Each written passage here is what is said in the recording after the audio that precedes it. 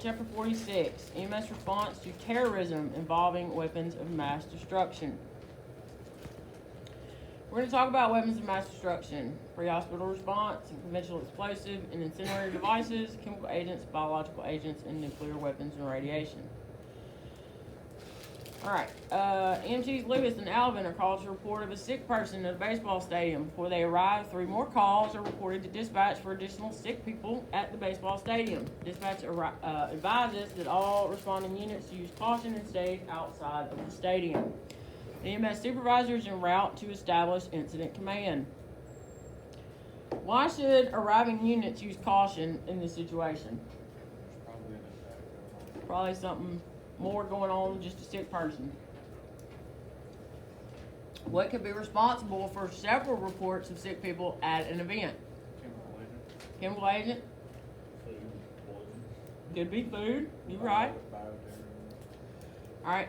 What kind of additional information is needed? How many people exactly have got Okay. sick, what areas of the stadium it happened Fantastic.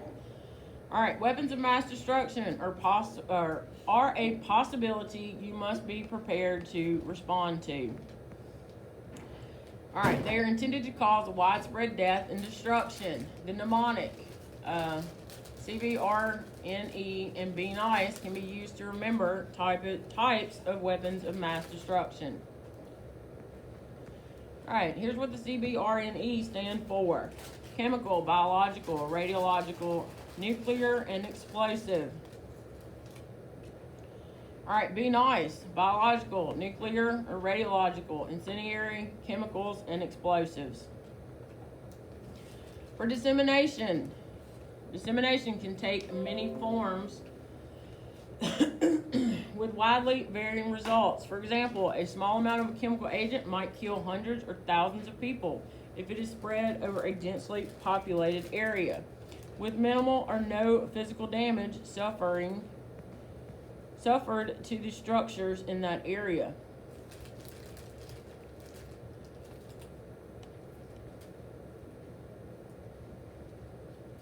All right, conventional weapons such as explosives and unconventional ones such as jetliners might require such resources as hazardous material response, technical rescue teams, and confined space rescue, whereas biological weapons can require more involvement from epidemiologists and other public health officials, but less involvement of rescue personnel.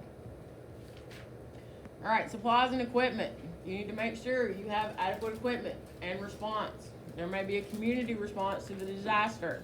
A lot of fire departments, ambulance services and stuff, they have a trailer set up. It's got 100 backboards in it. It's got ABD pads. It's got IV supplies. It's got all kinds of stuff. They can just attach it to a vehicle and take it to the center of wherever it needs to go. All right, you must also have a plan that allows immediate deployment of individuals, equipment, and supplies. It is unrealistic to think that a single EMS agency has the equipment necessary to manage a terrorist incident. Rather, it is necessary to establish a community response, okay? This is also something that you will see in the EMS, all right, especially with natural disasters and stuff. With this hurricane coming, Louisiana has what's called the Louisiana Ambulance Alliance, all right? It contacts local agencies across the area. We will find one meeting place. We will make sure our trucks have enough stock. And then we will caravan down to where a natural disaster is gonna hit, okay? We'll be there before, during, and after. All right, medical direction. There must be a plan to establish medical direction and verify credentials of responders from outside areas. All right, communication may be unreliable, requiring reliance on standing orders. All right, as always, your safety is the highest priority. For patient care, you must be aware of the various agents that can be used as weapons of mass destruction and the signs and symptoms of the conditions that result from exposure. Be wary of the possibility of secondary explosives when conventional weapons are used. Chemical and biological weapons present a danger that is much more difficult to recognize and identify as compared to the nuclear or conventional blast. Chemical weapons can release gases or aerosols that are only recognized upon exposure or shortly thereafter. If numerous patients present with similar signs and symptoms with an unexplainable or unidentifiable cause, a chemical weapon should be suspected. And some of the things you need to look for is this respiratory distress, dyspnea. What is dyspnea? It's trouble breathing, okay? Cough, burning in their chest, and burning in their eyes. All right, if excessive salivation, loss of bladder or bowel control, and tearing are noted, suspect a serious chemical exposure. You need to inspect the scene for dead or incapacitated animals or insects. Odors of bitter almonds, peaches, mustard, garlic, onions, or fresh cut grass or hay can also be indications of deadly chemical weapons. Whenever possible, all responders should enter the scene from a single staging or mobilization point to maintain security. An escape plan should be determined and communicated to all responders on the scene with a pre-designated responder collection point. Regardless of your role, the overall goal is to ensure that the most good is done for the most people. Utilize your triage principles when faced with challenging decisions. Patients must be protected from harm, informed of your actions, and cared for to the best of your ability despite the difficult situation. As evidence, the dead must be disturbed as little as possible from their original location. Including in this is not disturbing their clothing, which can further help investigators. It also cannot be discounted that among the injured or deceased are the actual perpetrators of this incident. Explosives work by using chemicals whose primary characteristic is to burn extremely rapidly when exposed to certain stimuli.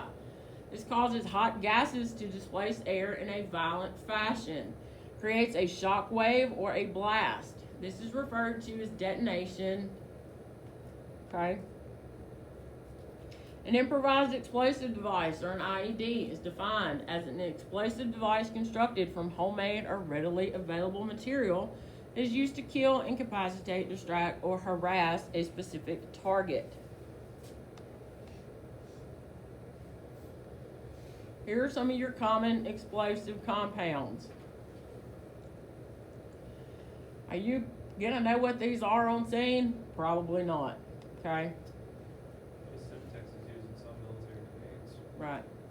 Quaternary effects result from environmental exposures as to bacteria, chemical, radiation, fuels, and metals.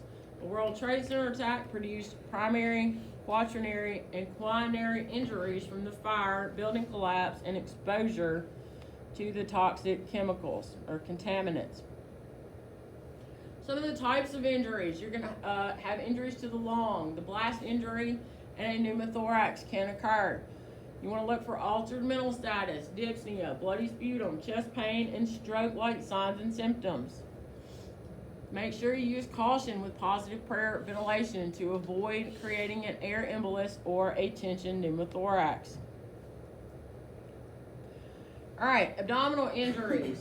Bowels may bleed or leak contents into the abdomen, and evisceration is possible. What is an evisceration? Deep cutting. It's where your organs are protruding through your abdominal cavity to the outside, okay? You're going to manage these eviscerations and transport rapidly. What do we do for an evisceration? Does anybody know? Wet, sterile dressings. Okay. Ears. The eardrums can rupture and the inner ear bones may be disrupted, and this can result in hearing loss. The weight of debris on the patient can create excessive compression forces, causing crush syndrome. In addition, the structural collapse can inflict direct, blunt, and penetrating injuries, whereas dust and smoke can cause respiratory and eye injuries. Crush syndrome is associated with entrapment for 4 or more hours. The crushed tissue can produce harmful byproducts.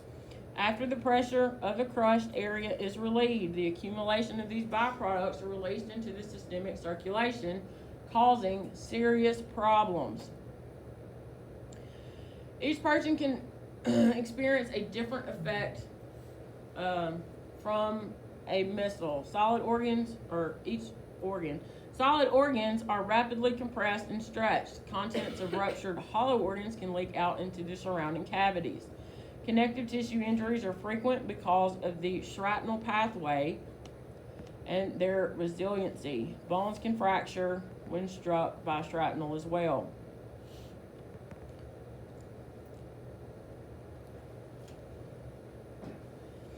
Hypergolic substances are chemicals that spontaneously ignite when they encounter one another without the need for an ignition source. An example of a combination of chemicals is pool chemicals that upon contact with automobile fluids spontaneously ignite. These substances are often used as incendiary chemicals by terrorists because of their wide availability. Chemical agents in the form of aerosols, liquids, or solids, vapors, or gases can enter the body through the respiratory tract, skin, and eyes. Entry through the lungs is by far the most critical because of a larger quantity of chemical that can be absorbed and dispersed throughout the body, causing severe systemic effects. Liquid agents are primarily absorbed through the skin and the eyes. They can cause both severe local effects, such as chemical burns, and serious systemic effects as well. Accidental ingestion of chemical agents in contaminated food is possible, but it is rare. Types of chemical agents. You have nerve agents, cyanide, riot control agents.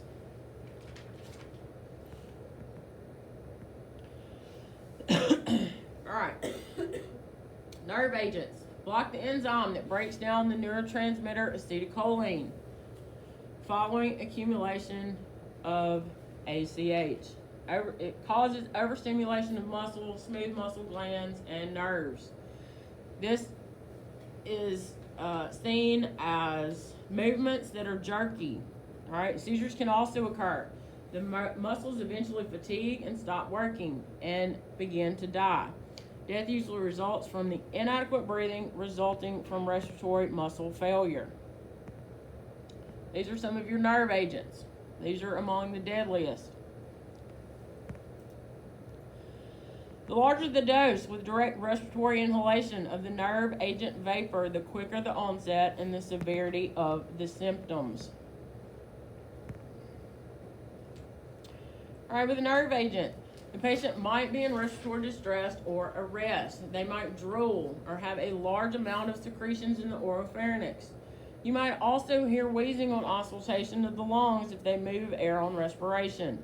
Other signs and symptoms include meiosis, which is pinpoint pupils, rhinorrhea, which is runny nose, excessive salivation, tearing in the eyes, blurry vision, nausea, vomiting, diarrhea, sweating, loss of bladder control.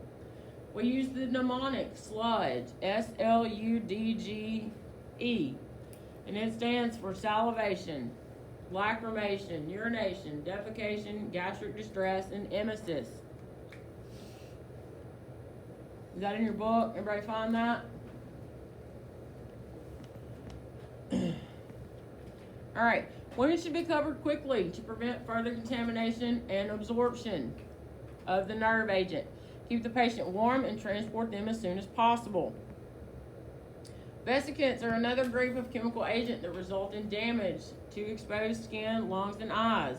If a significant amount is absorbed, they can also produce systemic effects, including generalized illness. It can take 2 to 24 hours for mustard exposure to produce signs and symptoms. Eye damage can occur within 1 to 2 hours after exposure. They'll also have burning, redness, stinging, tearing, ulcers in their eyes, shortness of breath, cough, wheezing, pulmonary edema. What is pulmonary edema?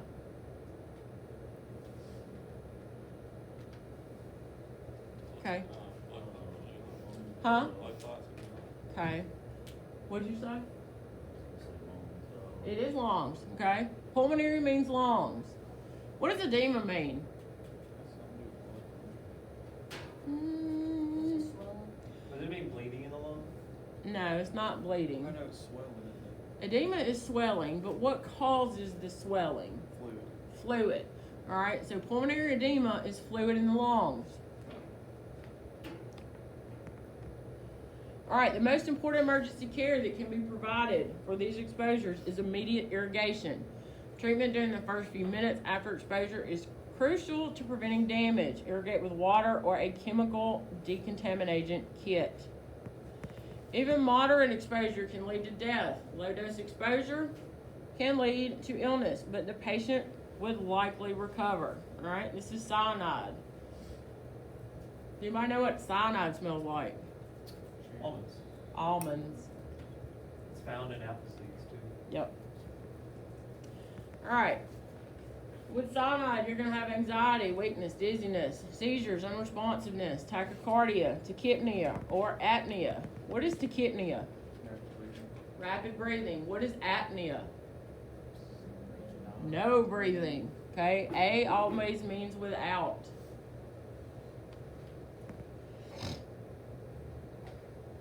All right, an antidote might be necessary to save the patient. It consists of a nitrate, such as amyl nitrate or sodium nitrate, and sodium thiosulfate.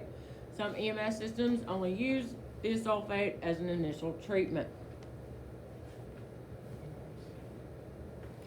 Pulmonary agents, all right? These are other halogen compounds and nitrogen, oxygen compounds. And they act primarily on the what? Lungs. Relatively small concentrations of these irritants irritates the mucous membranes of the mouth, nose, eyes, and throat. The initial signs and symptoms can reflect this irritation. Pulmonary edema, which we talked about earlier, which is fluid in the lungs, can take several hours to develop after exposure. Crackles is when you breathe, like it sounds like popping noises are happening, right? Yes. All right, the exposure in pulmonary agent, the priority in pulmonary agent exposure is to maintain the airway and ensure the patient breathes adequately. Endotracheal intubation might be needed if airway obstruction is evident. You need to activate ALS response for advanced airway care.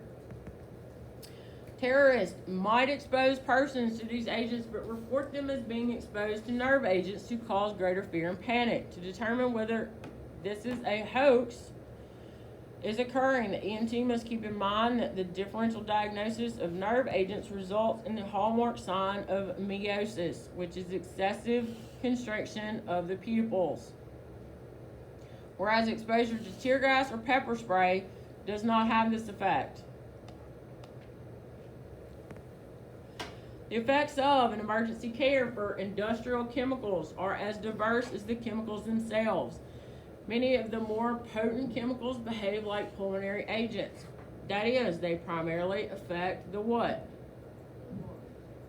Huh? The lungs, right, the respiratory tract. Okay? All right. The incident commander communicates with security officers inside the stadium and learns that now there are about 24 individuals complaining of coughing and gagging and irritation of the eyes, nose, and mouth.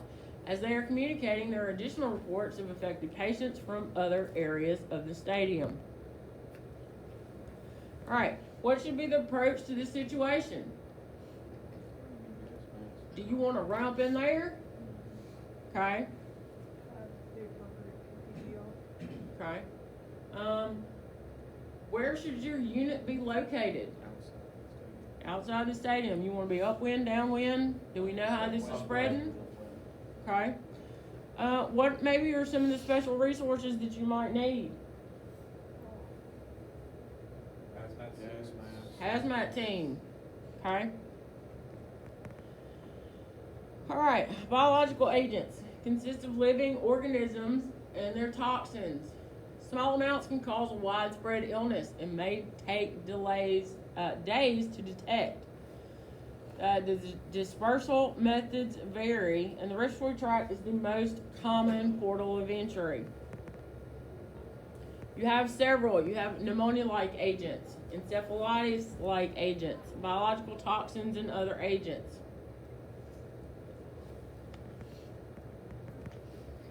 Anthrax. Incubation period is 1 to 6 days. You will see fever, malaise, fatigue, non-productive cough, mild chest discomfort with progressing dyspnea, diaphoresis, stridor, cyanosis. What is cyanosis? Okay, peripheral turns blue. Shock and death can occur within 2 to 36 hours. The plague, incubation period is 2 to 3 days. You will have headache, hemoptysis. What is hemoptysis? Coughing up blood. Severe dyspnea, a high fever, stridor, cyanosis, and death from respiratory failure, circulatory collapse, and bleeding disorders. Tularemia. You're going to have chest pain that worsens with breathing, headache, malaise, non-productive cough, and weight loss.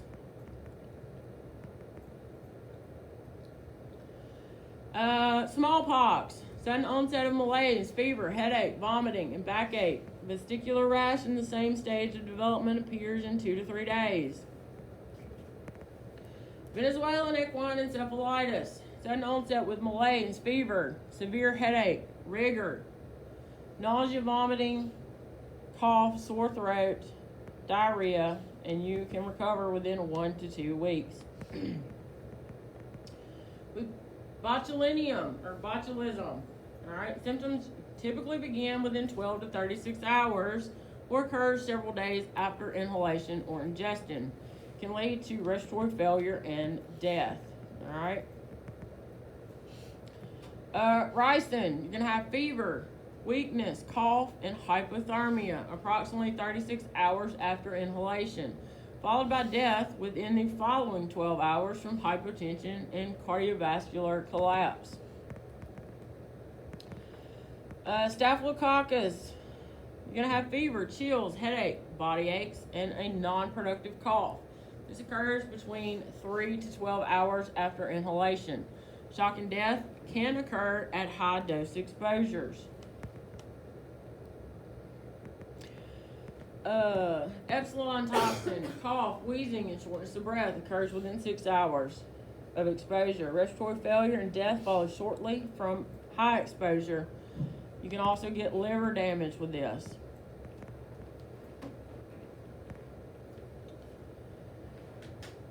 These myotoxins, you get pain, itching, redness, and lesions on the exposed skin, nose, and throat. You're going to have pain all over, runny nose, sneezing. Your skin can slough off. You will have a nasal discharge, dyspnea, wheezing, chest pain, and hemoptysis again.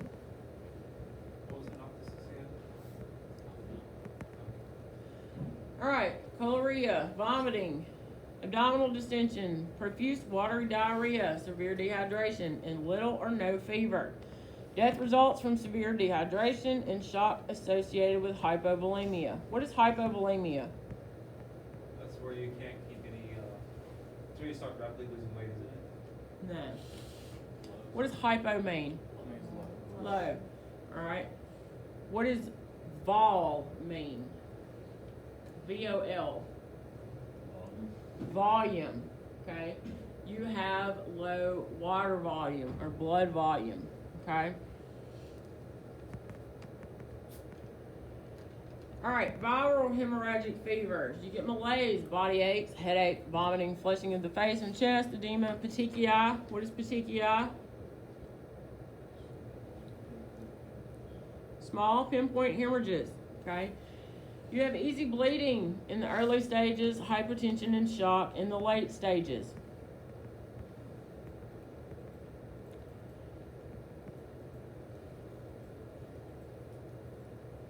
Brucellosis, fever, malaise, body aches, joint pain, headache, and cough. All right, the primary care for biological agents is primarily supportive. Recognition is extremely important for an advanced management of the patient. Only a few of the biological agents are highly contagious and can be passed from an infected individual to another person. This is smallpox, the plague, and Ebola are all typically contagious. Isolate these patients as best you can in the field from those who are not affected. Response personnel should use personal protective equipment, including a HEPA respirator, head and face protection, and impervious boots, gloves, and body splash protection.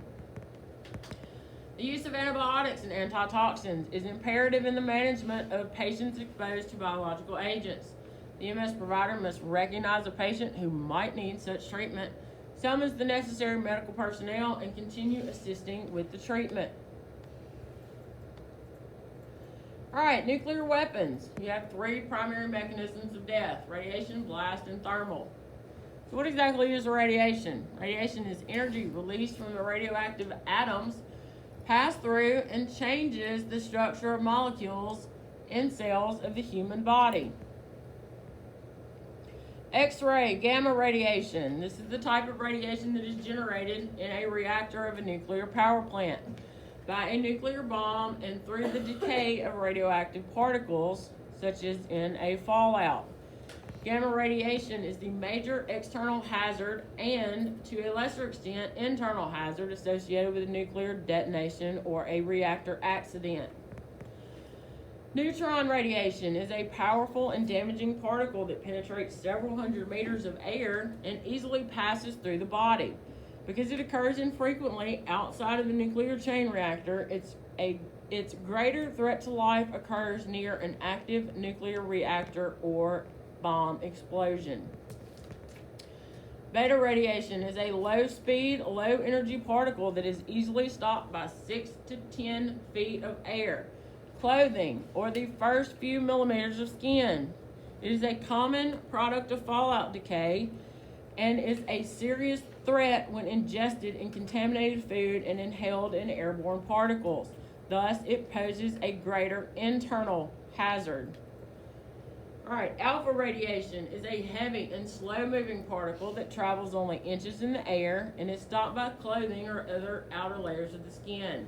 It is a serious internal contaminant because it causes a great amount of damage along its short course of travel. As with beta radiation, alpha radiation can be ingested or inhaled. The closer the detonation occurs to the ground, the greater the updraft of particles, resulting in more fallout.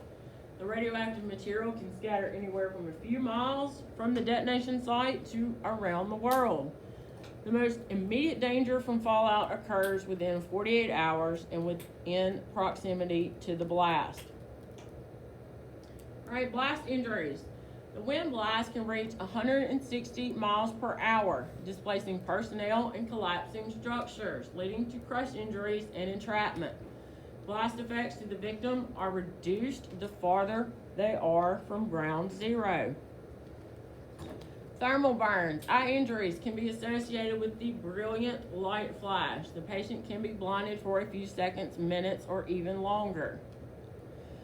Similar to radiological dispersed devices, or RDDs, a radiological exposure device, or an RED, results in persons exposed to dangerous levels of radiation, resulting in acute radiation sickness. However, such a device does not have the telltale indication of an intentional exposure. A radiation exposure device works by exposing individuals to lethal levels of radiation without the use of an explosive.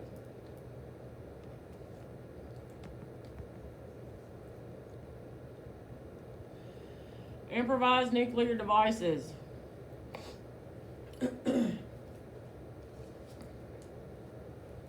Right, these are illegal to assemble. This device presents the additional hazard of not detonating properly and exposing patients to radiation hazards, as would the RDD and the RED, the detonation and the exposure. Alright, when something explodes, as the energy travels away from the blast center, it quickly dissipates. This is viewed as concentric circles of injury and destruction. In the innermost circle of destruction, the buildings will be flattened and burned, and no people will be found alive.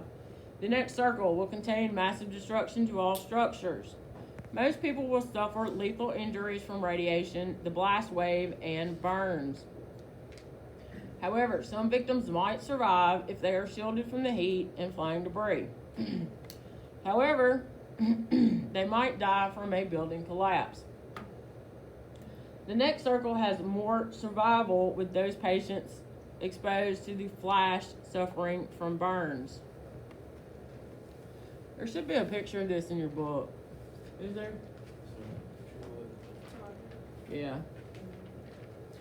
Victims of a nuclear incident can include patients suffering from thermal burns, blunt trauma, and pressure injuries from the explosive blast and radiation exposure. Iodine protects against only one of the many harmful effects of radiation, and its use does not reduce the need for proper shielding, personal protective equipment, decontamination, or long-term monitoring. All right, we don't ever perform tasks that we are not trained to do, okay? All right, active shooter incident. A subspecialty of EMS that has grown in part because of the tragic increase in frequency of active shooter incidents is that of tactical emergency medical services, also called TEMS. Although no one specific definition of tactical EMS exists, it can generally be defined as the medical support of operational law enforcement activities. Cyber terrorism. You can have attacks against industrial control systems and supervisory control and data acquisition systems within various industries can initiate technological disasters that can escalate into multiple casualty incidents that you may have to respond to. Medical devices such as ventilators, defibrillators, or IV pumps can all be accessed and exploited to cause patient harm.